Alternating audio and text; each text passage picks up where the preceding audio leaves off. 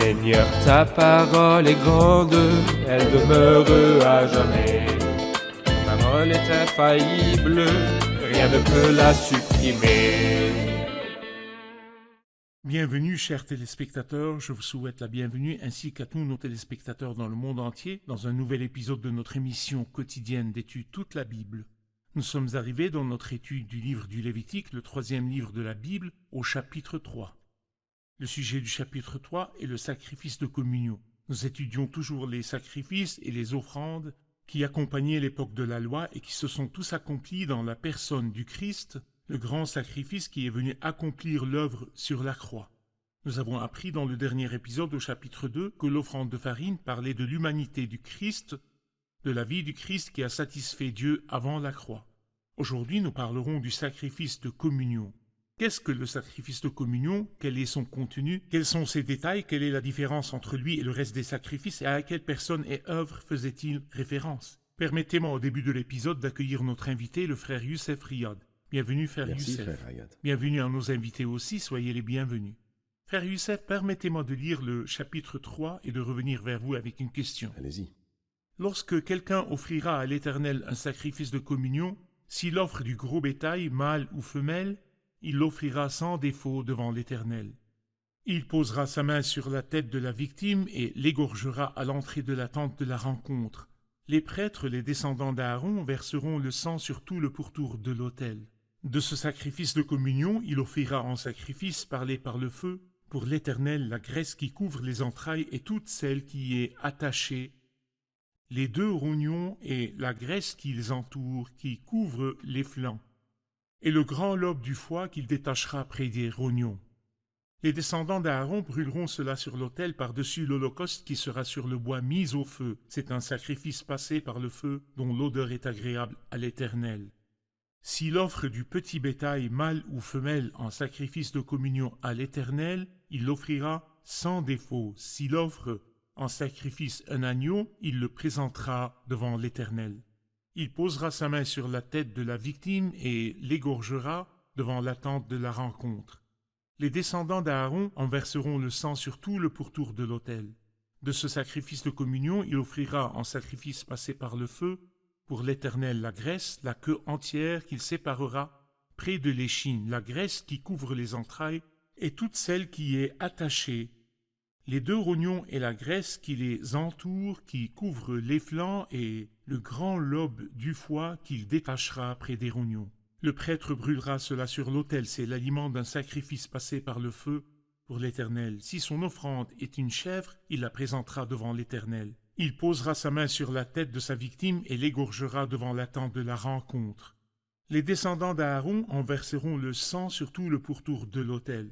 De la victime, il offrira en sacrifice passé par le feu pour l'Éternel la graisse qui couvre les entrailles et toute celle qui y est attachée, les 2 rognons, et la graisse qui les entoure, qui couvre les flancs, et le grand lobe du foie qu'il détachera près des rognons.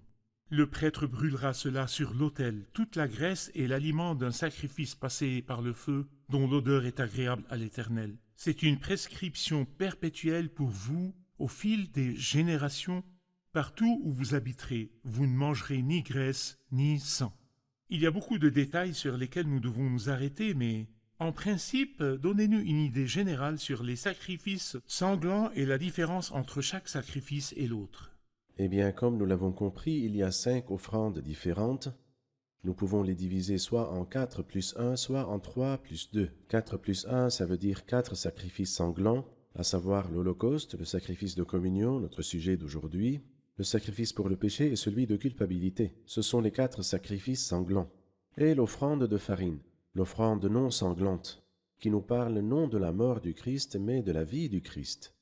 Soit nous pouvons dire qu'ils sont 3 plus 2, les 3 sont d'odeur agréable.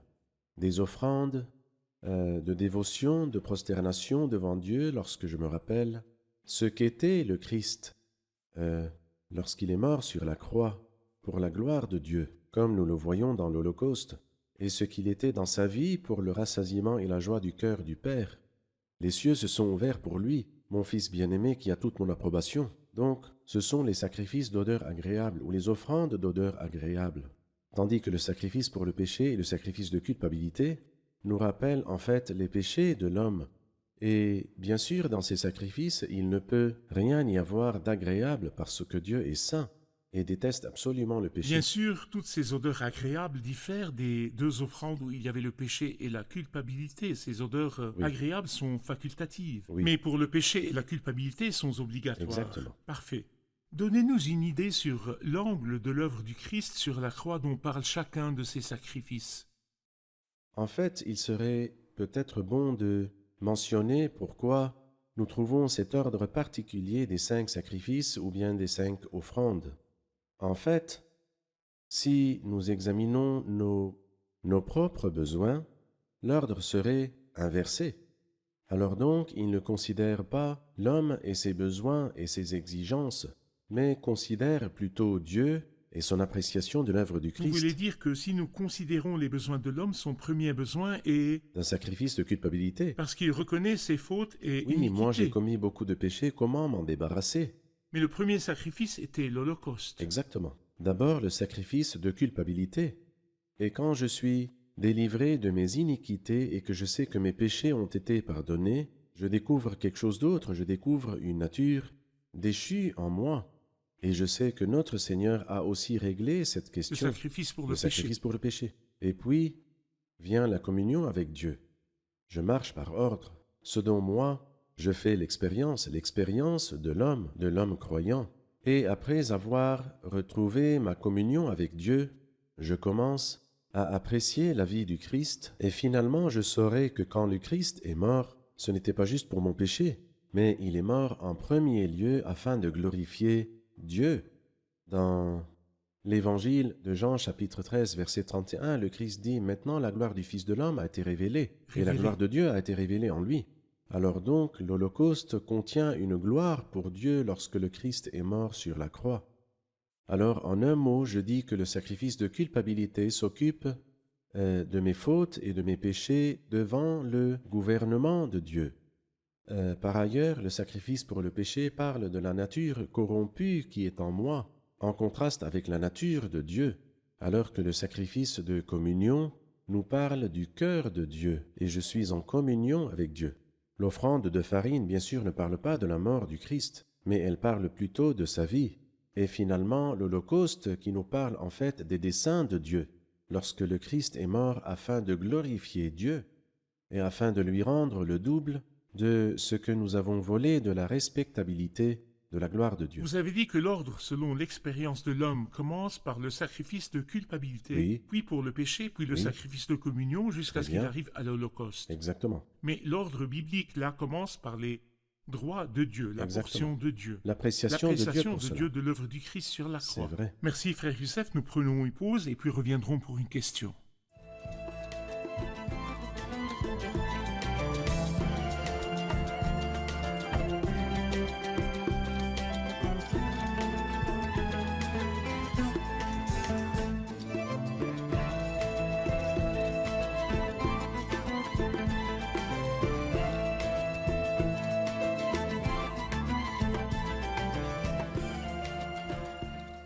Nous comprenons du premier verset qu'on pouvait offrir du gros bétail, mâle ou femelle, pour le sacrifice de communion. Mais pour le sacrifice de l'Holocauste, cela devait être un mâle sans défaut. Quelle est la différence? À vous frère Youssef. Eh bien, parce que le sacrifice de communion nous parle de la communion, il était ainsi permis d'offrir le mâle ou la femelle. La communion, c'est-à-dire la communion entre le croyant et le Père et son Fils. Or, c'est avec le Père et avec son Fils que nous sommes en communion. Il y a donc deux côtés, le côté puissant et le côté de Dieu, et le côté qui a de la faiblesse et le côté de l'homme. Et parce que c'est une communion, le mâle et la femelle y étaient autorisés. Parfait, je vous remercie frère Youssef. Parlons là du concept du sacrifice de communion. Vous avez dit que le concept du sacrifice de communion était lié à la communion. Oui. Il parle de la communion. Très bien. Donnez-nous une idée sur les détails de l'égorgement du sacrifice, les types d'animaux qui étaient offerts en sacrifice, les parties qui étaient offertes sur l'autel. Étaient-elles toutes offertes à Dieu ou bien celui qui offrait et les fils d'Aaron pouvaient en manger? Donnez-nous des détails sur les rituels de la présentation du sacrifice. Tout d'abord, je dis que les animaux qui étaient offerts étaient de trois types. des vaches, des moutons et des chèvres. Et je vois dans ces trois différents types d'animaux, j'y vois trois images du sacrifice, du grand sacrifice, le sacrifice du Christ. Donc dans les vaches, je vois la puissance et la consécration du Christ. Dans les moutons, je vois la douceur du Christ et sa soumission. Dans les chèvres, je vois plutôt le mépris des gens pour ce grand personnage. Lorsqu'il était pendu à la croix, il dit dans le psaume 22, « Tous ceux qui me voient se moquent de moi ». Psaume 22, verset 8. Alors donc, dans les vaches, je vois la puissance et la consécration. Dans les moutons, je vois la soumission et la douceur. Et dans les chèvres, je vois le mépris sans précédent des hommes. C'est-à-dire, tout leur mépris était dirigé contre ce personnage unique et glorieux, le bien-aimé du Père adoré par les anges. Quand on offrait ou présentait ce sacrifice au verset 2, il dit « Il posera sa main sur la tête de la victime et l'égorgera à l'entrée de la tente de la rencontre. » L'imposition de la main sur la tête du sacrifice.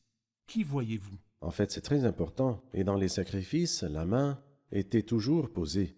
Avec cette différence, et je le dirai encore une fois, que dans les sacrifices d'odeur agréable, quand celui qui offrait le sacrifice mettait sa main sur la tête du sacrifice, les perfections du sacrifice lui étaient transmises. Alors que dans les sacrifices pour le péché, quand il posait sa main sur la tête du sacrifice, à ce moment-là, ses péchés ou ses iniquités étaient transmis au sacrifice et il était égorgé sous ses yeux. Alors donc, nous voyons ici, dans les offrandes ou dans les sacrifices d'odeur agréable, la transmission des perfections du sacrifice à celui qui la présente. Frère Youssef, dans les trois images des trois animaux qui étaient offerts, on disait, Oui. à chaque fois quand ces animaux étaient égorgés, on versait le sang sur tout le pourtour de l'autel. De quoi nous parle-t-il? En fait, je vois dans le sang versé sur tout le pourtour de l'autel qu'il n'a en fait ni début ni fin. Le cercle n'a pas de point de départ ni de point d'arrivée. Une image de la perpétuité de l'effet du sang du Christ. Il y a un très beau cantique qui dit « Agneau, tu es mort pour la race humaine » et il dit « Ton sang précieux a un effet perpétuel afin de sauver parfaitement ton épouse en sécurité. » Ce sang n'est pas comme le sang des animaux, le sang du Christ a une valeur éternelle. Le Christ a répandu son sang il y a 2000 ans. Faut-il alors que le Christ verse son sang encore une fois afin de me racheter? Pas du tout. Des millions de personnes ont bénéficié de l'œuvre du Christ. Si d'autres personnes viennent, le Christ devrait-il mourir? Absolument pas. L'œuvre du Christ est une fois pour toutes et pour l'éternité. C'est pourquoi on versait le sang sur tout le pourtour de l'autel. Et le sang, comme nous l'apprenons du Nouveau Testament, est la base de communion. Ou alors, puisque cette offrande ou ce sacrifice nous parle de la communion, alors la base de notre communion avec le Christ est le sang versé. C'est pourquoi à la table du Seigneur, il dit dans 1 Corinthiens 10, la coupe de bénédiction que nous bénissons. Il la mentionne en premier parce que c'est la communion du sang du Christ. Parfait. Bien sûr, quand ce sacrifice est coupé en morceaux ou quand ce sacrifice est égorgé, une portion est offerte à Dieu. Nous saurons la portion des prêtres quand nous irons au chapitre 7 sur la loi elle-même ou la législation. Mais là, il nous dit ce qui sera offert à Dieu. Il dit la graisse qui couvre les entrailles et toute celle qui est attachée, les deux rognons, et la graisse qui les entoure qui couvre les flancs. Je voudrais savoir ce qui peut être offert à Dieu et qui voyons-nous? Eh bien, tout d'abord, le sang appartenait à Dieu, et c'est un principe général. Absolument personne n'a rien à voir avec le sang. Mais là aussi, d'après ce chapitre, la graisse tout entière était la portion de Dieu. Parfait. Pouvons-nous, si possible, aller doucement pour que nos chers téléspectateurs profitent pleinement? Allez-y. Pourquoi le sang était-il offert à Dieu? Pourquoi personne n'était autorisé à s'approcher du sang? Eh bien, depuis la Genèse 9, Dieu a interdit à l'homme de boire du sang. Et bien sûr, du point de vue sanitaire, c'est tout à fait correct. Mais ce qui est encore plus important que la santé, c'est que le sang représente la vie. Et la vie n'appartient pas à l'homme. La vie appartient uniquement à Dieu qui la donne. Et lorsque nous arrivons au chapitre 17 de ce livre, c'est par la vie que le sang fait l'expiation.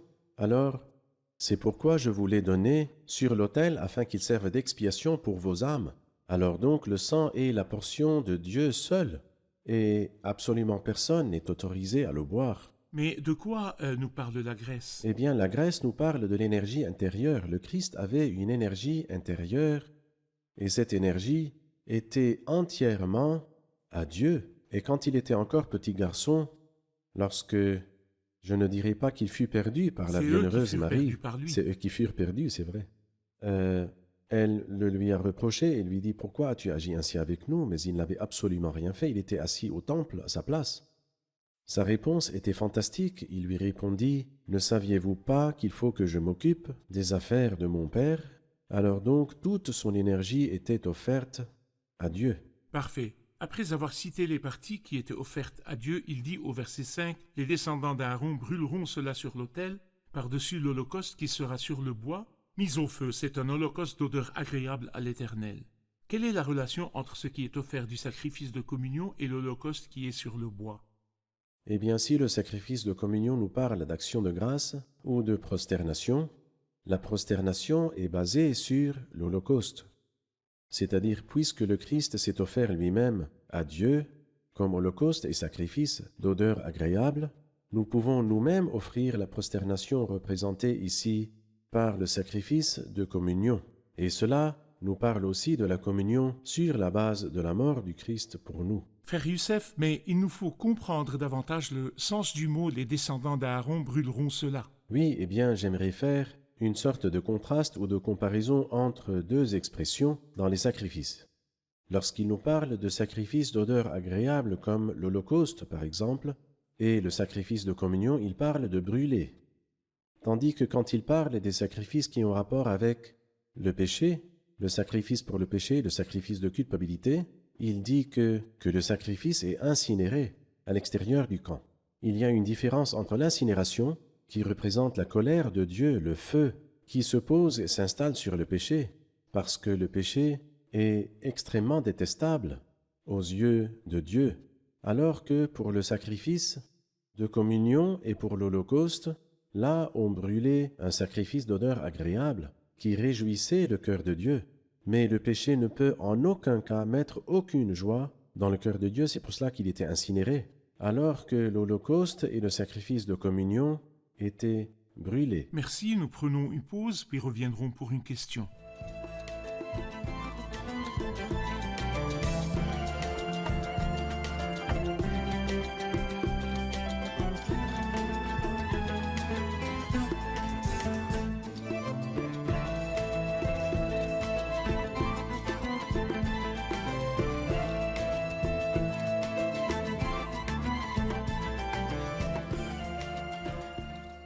Si le sacrifice de communion nous parle de la communion, nous devons connaître le concept de la communion.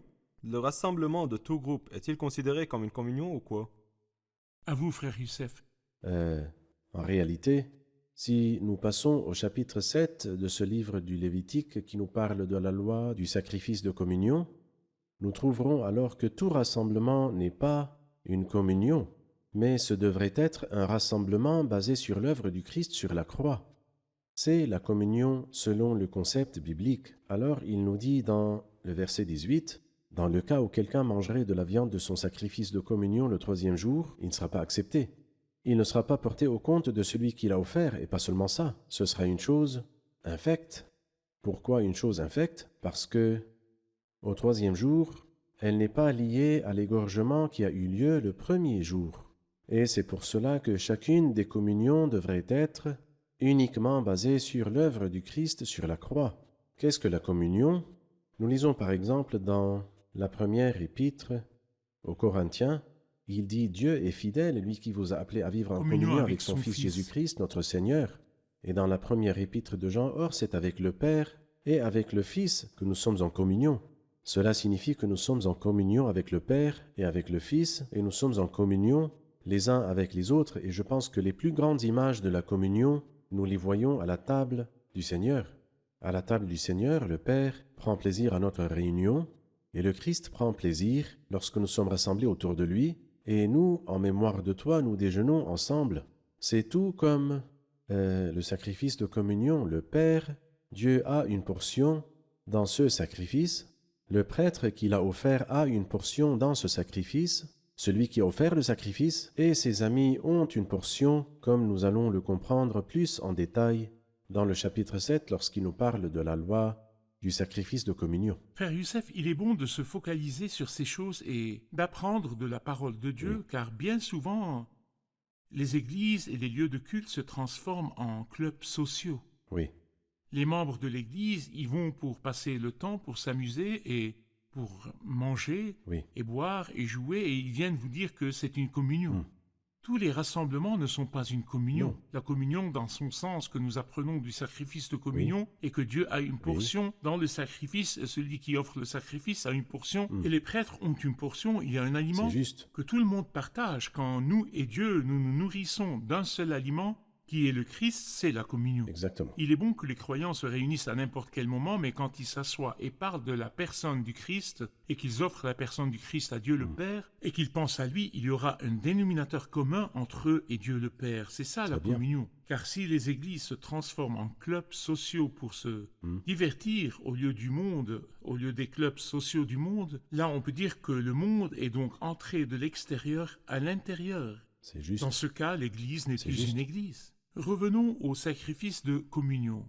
Vous avez dit qu'il parle de la communion. Oui, Et je crois que vous avez dit dans l'introduction qu'elle parle aussi ou qu'elle est dépeinte dans le Nouveau Testament. Pourriez-vous nous lier les sacrifices à d'autres images dans le Nouveau Testament? eh bien, nous avons 4 évangiles et nous avons 4 sacrifices sanglants.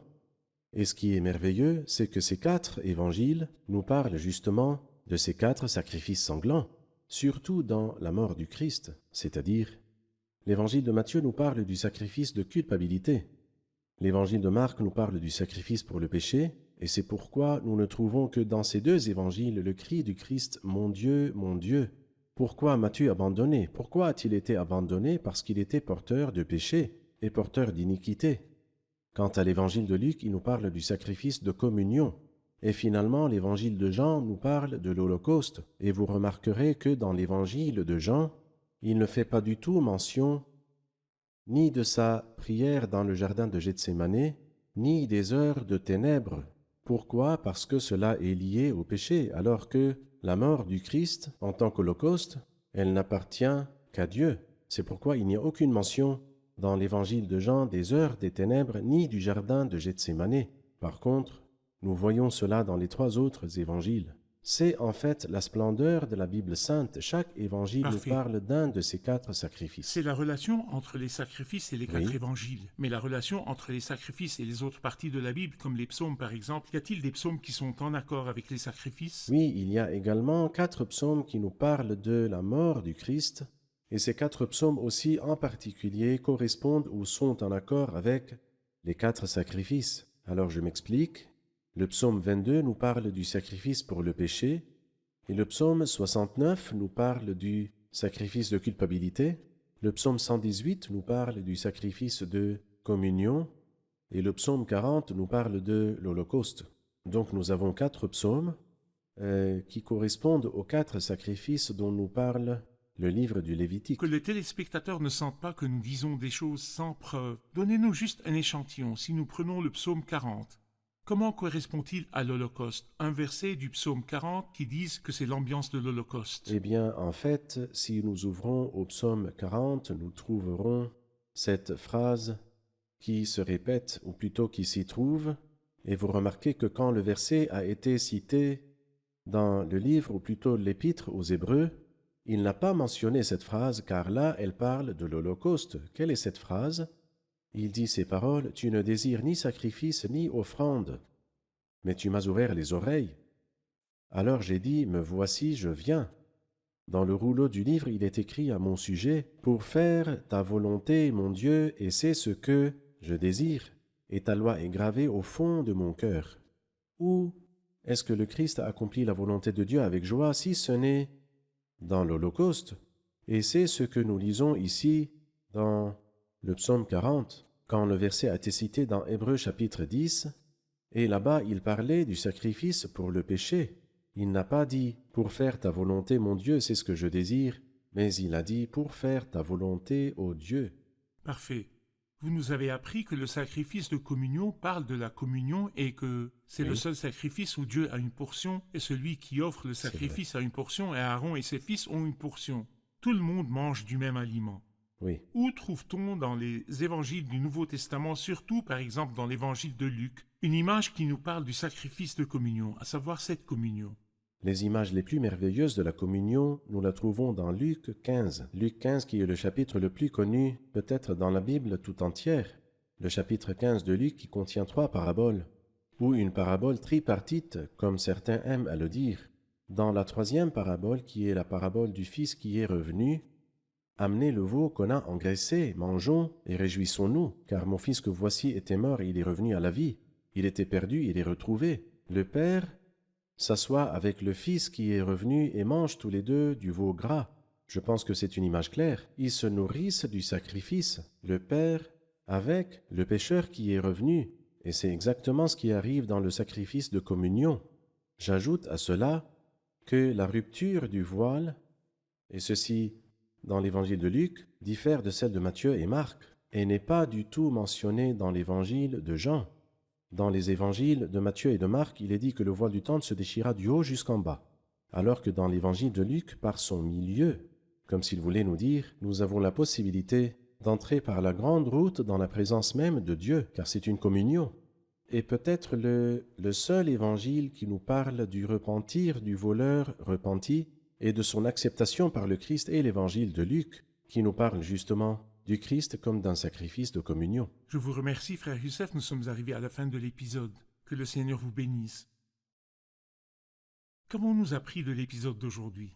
Nous avons vu dans les 4 sacrifices une référence aux 4 évangiles. L'évangile de Matthieu nous parle du sacrifice de culpabilité, l'évangile de Marc nous parle du sacrifice pour le péché, l'évangile de Luc nous parle du sacrifice de communion et l'évangile de Jean nous parle de l'Holocauste. Nous avons également compris que les différentes images des sacrifices nous parlent toutes du Seigneur Jésus. Si le sacrifice est de gros bétail, il désigne la puissance et la consécration du Christ. S'il est de menu bétail, il désigne la soumission et l'humilité du Christ. Et s'il est de chèvre, il désigne les moqueries du peuple à l'égard du Seigneur Jésus quand il était sur la croix. Nous avons vu qu'on versait le sang sur le pourtour de l'autel, un cercle qui n'avait ni début ni fin, qui désigne le sang du Seigneur Jésus qui a un effet perpétuel et est parfaitement suffisant. Merci, que Dieu vous bénisse. Merci, frère Youssef, que Dieu vous bénisse. Chers téléspectateurs, nous avons appris dans l'épisode d'aujourd'hui que le sacrifice de communion parle de la communion que reçoit toute personne qui vient à Dieu avec une repentance sincère en s'appuyant sur le sacrifice du Christ. Je vous encourage à vous approprier personnellement l'œuvre du Christ pour avoir une relation et une communion avec Dieu. Nous nous reverrons dans le prochain épisode. Que le Seigneur soit avec vous.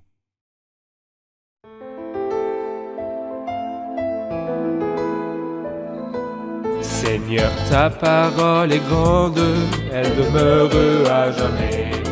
Ta parole est infaillible, rien ne peut la supprimer.